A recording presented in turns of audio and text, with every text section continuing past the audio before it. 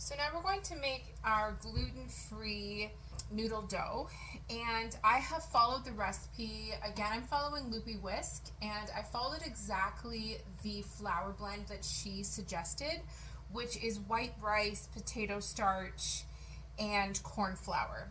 I really trust her, and so I am just following it exactly because the recipes that I've made with her, when I follow it, it's really, really wonderful food.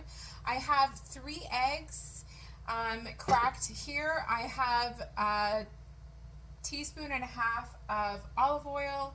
I have some flour here set aside for dusting my surfaces, my hands, and I have 1 extra egg here just in case I need it. So what I'm going to start with is I'm going to make a well in my flour here, and I am going to add my eggs and my olive oil. The olive oil is optional, but I am choosing to add it. I also have 1 teaspoon of xanthan gum in this flour mixture here. So I'm going to add in my 3 eggs into the middle of my well, and then I've got my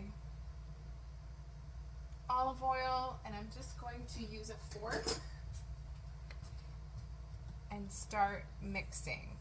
The goal is to not break your well if you can. And I'm just trying to make a shaggy mixture here. So I'm just kind of circling around and slowly picking up more flour as I go here, just to slowly incorporate everything together. Okay, so it's starting to firm up. My recipe tells me that I want a shaggy mixture before I turn it out onto my surface to knead. So I'm pretty much there.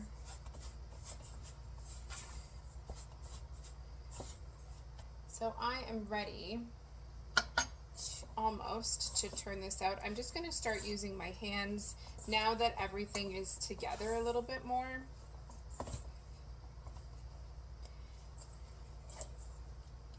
So that I incorporate all my flour here. It's coming together really nicely. It's got a really nice springy texture.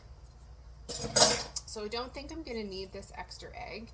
I'm just going to flour my surface here,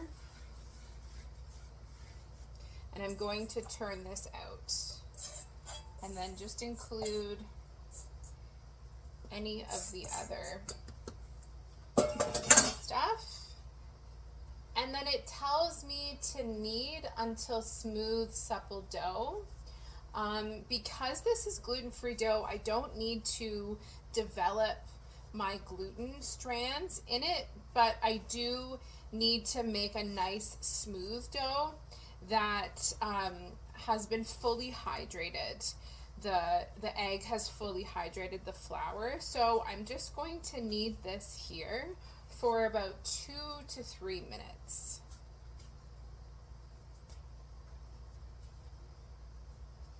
And I'm also just going to continue to add a little bit of flour underneath so that my dough doesn't get too gummy.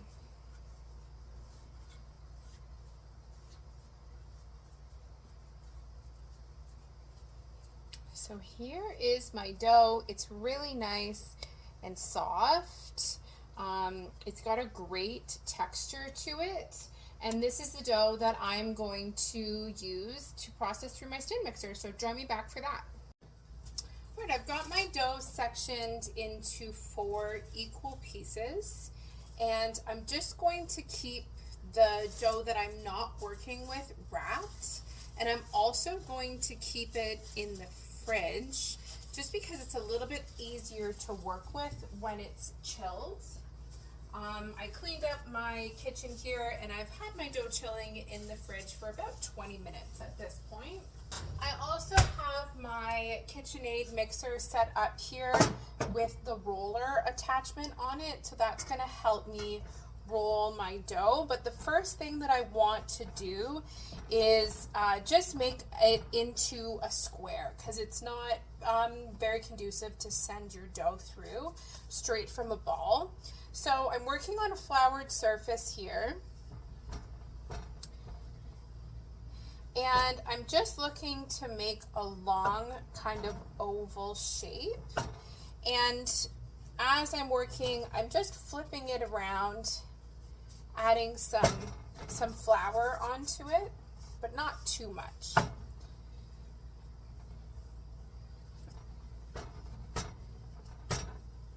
The other thing that I'm conscious of is that I'm trying to make it as the same thickness as I go. And then what I want to do is I want to make an envelope fold. So I've folded it into thirds, and then I'm going to roll it out again, and then at that point I am ready to send it through my mixer. Now I want to have my stand mixer set to the widest setting to start with. So that's 1. So I've got it already set to 1. I have my attachment, my rolling attachment already in there. Okay, so this is looking good to me. It's looking really nice. Just gonna dust off a little bit of this excess, and we are going to get started. So I've got this dial set to 1, and I'm just going to turn this on to slow, and let's see how it goes.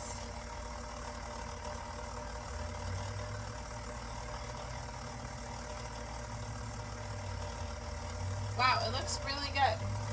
Okay, so you can see that my flour is just fluffing off a little bit there. I'm going to send it through one more time, and I really want to hold this in a gentle way. So I put it through, I flip it over, and then I bring it all back together. So it is ripping a little bit on the side, but that's okay. This is gluten-free pasta, so we're not looking for perfection here. I'm going to set this, I'm going to turn it off. I'm going to set it to 2, and I have a feeling I'm going to make it to about 2, and that will be the thickness that my dough will be.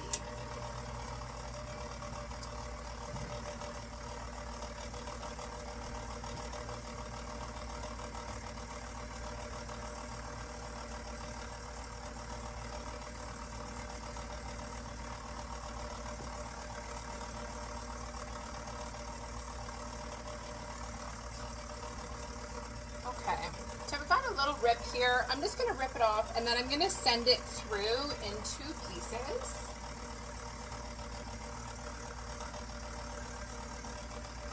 Okay, you always want to send it through twice.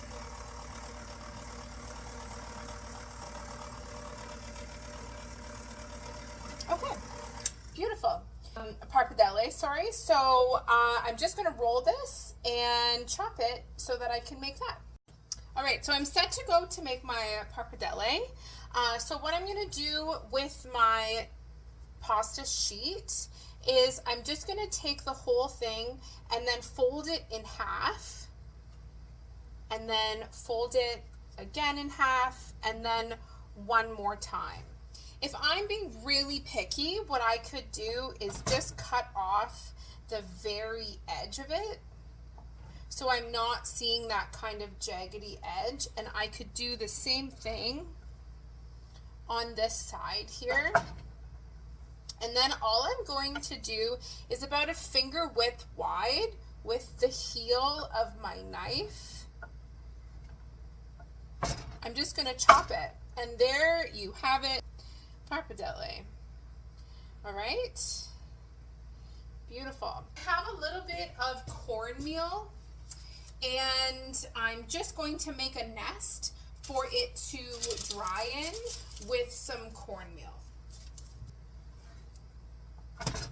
Cornmeal is the closest thing that I could think of to semolina flour. Okay, and then I have this other one. My noodles are a little shorter. That's just my ripped piece. So I'm going to take my pasta here. I'm just going to put it in my bowl. I'm going to put over some cornmeal, and I'm just going to toss it in that cornmeal. And then I'm going to take it off.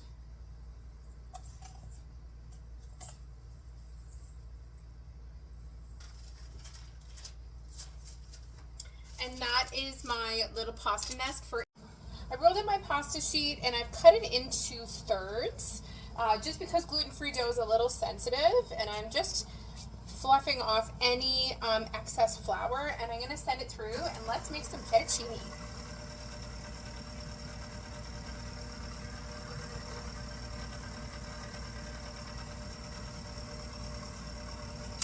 There we are, gluten-free fettuccine noodles.